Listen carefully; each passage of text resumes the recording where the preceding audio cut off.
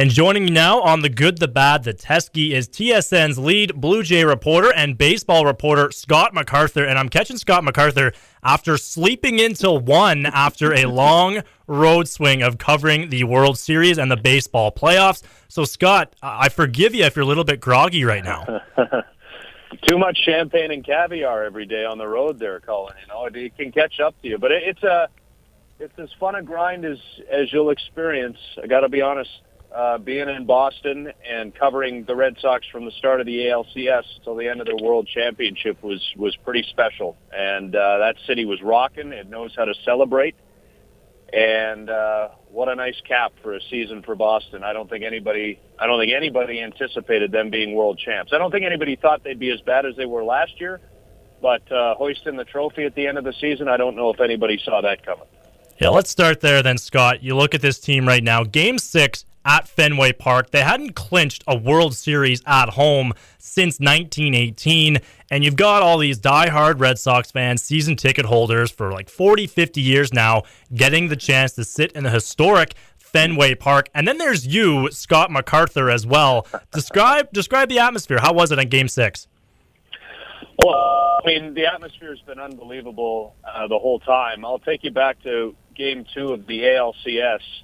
Of course, you'll remember they had been one hit by the time in Game 1, and then in Game 2, they were being no-hit through 5 innings, and in the top of the 6th had given up 4 runs to fall behind in that game 5-0. So down a game, down 5-0 with 1 hit through 14 offensive innings. It didn't look good. But Shane Victorino came up and led off the bottom of the 6th inning with a single. And I saw 35,000 people rise to their feet in unison and start clapping and cheering. And I'm thinking to myself, well, this is the classic Bronx cheer. I mean, they're up, they're mocking the Red Sox. Yeah, finally somebody got a hit. But then Dustin Pedroia stepped into the batter's box and they started chanting Pedroia's name and let's go Red Sox. And I thought, that wasn't a Bronx cheer at all. They're trying to exert their will on their team and trying to exert their will, even if futile, on the result of the game. And, of course, Big Papi hit the grand slam later on, and we all know what happened from there. But the atmosphere in that ballpark, those fans have gone from tortured souls, the same way that Cubs fans still are, to fans that expect the very best, not the worst, but the very best to happen for their team. And that's what winning world titles will do for you. And they're there to party. The Dropkick Murphys sang the anthem and then sang their personal anthem, shipping up to Boston, and the place was rocking. And right from the first pitch, flashbulbs, screaming and cheering. John Lackey, a redeemed pitcher after all the crap that went on with him his first couple seasons in Boston. From pitch 1 to pitch whatever it was that ended the game, the place was excited. And Colin, I think what really lent to it was the fact that by the 4th or 5th inning, there really wasn't a lot of tension. People were anticipating victory by that point because the Red Sox had built such a big lead. And, I've been in pretty cool environments. I was at the 93 Joe Carter home run game. I covered the Senators in 07. And was in Scotiabank Place for Games 3 and 4 of the Stanley Cup Final, and those are my fondest memories in terms of environments. But Fenway Park blew both of those out of the water. And overall, Fenway was not a fun place to be last season, Scott. I mean, 93 losses. I think that was the most ever in this decade for the Boston Red Sox. They turn it around. John Farrell comes in. They make a lot of smart moves, not big-name moves, but smart moves. And they turn it around. They get 95 wins. They win the AL East. Just talk about how they were able to do that and how these moves really propelled Boston to this stage where now we're talking about the Boston Red Sox as World Series champions. Yeah, if you break it into segments, Colin, I actually had an opportunity to talk to Larry Lucchino, the president of the Red Sox, on the field after Game 6. And he identified, there are a couple of turning points, but the biggest thing that they were able to do was to purge all of that bad, dead money at the trade deadline in 2012 and that big trade with Los Angeles. They did not want to give up Adrian Gonzalez, but Gonzalez is the player that the Dodgers wanted. And the Dodgers, having, of course, just been bought by the group that's been fronted by Magic Johnson and Stan Kasten, the multi-billion-dollar Guggenheim partners have all the money behind that. They were willing to take on serious dough. And so in order to get Adrian Gonzalez, they were willing to take on Carl Crawford and Josh Beckett. And that freed up a lot of money for Boston to reorganize its roster in the offseason. Now, as Lucchino said, just because you purged yourself of all the money didn't mean that you were automatically going to become successful the next year. You had to make the right moves, and Ben Sherrington certainly did. On the pitching side of things, John Lester, with the exception of a rough month in the middle of the season, bounced back. Clay Buchholz, when he was healthy, and he did miss 3 months, but when he was healthy, was dominant. John Lackey, to me, and it's cool that he won Game 6, pitched and won Game 6, because his bounce back was the biggest deal. Coming off of Tommy John surgery, you may remember that in his first start of the season on that Saturday in April in Toronto, he at least appeared on his 77th pitch of the game to blow his elbow right back out. But it turned out to be only a bicep strain, and he was back on the mound 3 weeks later. And his bounce-back season really keyed a lot of things. You have to pitch and you have to defend in baseball to win games, the same way that you need goaltending to win in hockey, and you need a quarterback to win in football. And so they pitched this year. They defended. Victorino won a Gold Glove in right field. He's a natural center fielder. He made the switch to right field, playing in a very difficult park when you're not familiar with right field in general. A lot of quirks down in that right field corner in Pesky's Pole. He wins a Gold Glove. Pedroia wins a Gold Glove. They bounced back, and John Farrell set the tone the first day of spring training when he called the group together, told them that whatever had happened last year, he wasn't around for it, wasn't interested. The slate was clean. He laid out a vision for how he wanted the team to play. The veterans, particularly Pedroia and Ortiz, and on the pitching side, Lester, Lackey, Buchholz, they all bought in, and they led the way. And it was fascinating to hear John Farrell say that at no point during the regular season did they have to hold a players-only meeting to address tension. It was simply the hitting meetings, the pitching meetings, all the routine stuff, how you're going to defend certain hitters, all that advanced scouting stuff that they sit down and go over before a series started. They had those meetings, but they never once had to address tension. Those guys love playing together. They're good friends, and clearly they won together.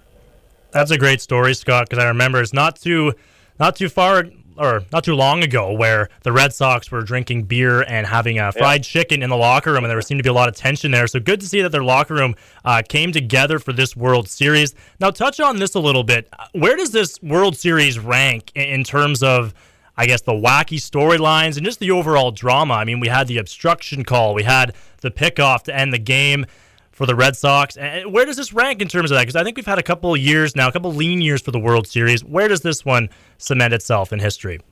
Well, I would say I really enjoyed each and every game. I thought it was a fun World Series. I have to admit, though, Colin, I was a little surprised because these were the two best teams by record in each league. They both won 97 games, lost 65, and it was the first time since 1999 that the two teams with the best record in their respective leagues made it to the World Series and faced off. They were both also very good fundamental teams, and the Cardinals in particular over the years have been known for that. So while it was a fun World Series, it was an engaging World Series, entertaining and all that, I was actually quite surprised at some of the mistakes that we saw, whether it was Pete Kozma making a couple of ugly errors in the first couple of innings of Game 1, or Craig Breslow late in Game 2, throwing that ball from home down the third base line, allowing John Jay and the Cardinals go-ahead run to score, whether it was the Saltalamacchia throw that led to the obstruction call that you referred to in Game 3, or as you said, Colton Wong getting picked off in Game 4 to end that night. Some bad baseball was played, but you can forgive that because the entertainment value skyrockets, and that provides for us some uncertainty. And then as you look ahead, you wonder how a team is going to bounce back, or is a player in his own head. I mean, Stephen Drew couldn't hit for the life of him for the entirety of the playoffs, essentially, and then he hits a solo shot in Game 6. So guys sometimes in some ways couldn't get out of their own ways, but it added some intrigue And I think that David Big Papi Ortiz was the story.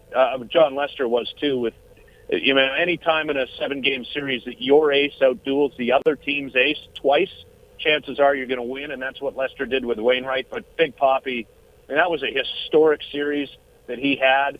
And if you go down through the list of all-time Red Sox greats, Colin, obviously you know that nobody won a ring for Boston between 1919 and 2003. So the Ted Williams and the Yastrzemskis and the Rices and the Clemens and the Tiants never got rings playing for Boston. But even if you go way the heck back, 100 years or more, Cy Young won a World Series in Boston, but he didn't win 3. Tris Speaker won a World Series in Boston, but he didn't win 3. David Ortiz has 3 rings. He's been a key contributor on each. He's got to go down as the best designated hitter ever at this point, right up there with Edgar Martinez, 1-1A. And he certainly goes down among now the all-time Boston Red Sox greats, and I think that's saying a lot.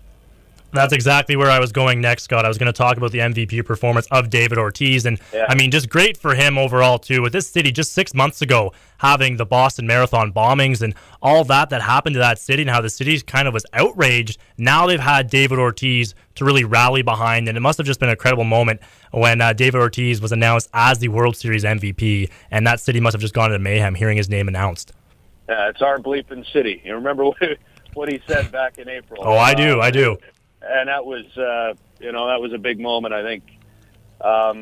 Sometimes we overvalue athletes in terms of whether they're role models or anything, but I think it's worth pointing out that the Red Sox, both overtly and covertly, have done a lot in the city of Boston and surrounding communities to try to help the area heal from the bombings. We've heard about some of the charitable endeavors. We've heard about some players on their own as groups going to hospitals and visiting some of the recuperating victims. But that was the stuff that got reported. What didn't get reported was the fact that players exchanged numbers with these people and stayed in touch with them over the course of the summer and some of the other different things that they did. And so, it was a real time for that community to come together and celebrate a playoff run and then ultimately a championship. But it also kind of was the culmination of a real special summer where athletes used their profile and their power, if you will, for some good. And, I don't know if somebody who lost a foot or lost an arm in a bombing can take solace in the fact that a sports team in his or her area won a championship. But for whatever extent an athlete or a team can help a community heal, I think the Red Sox did about as much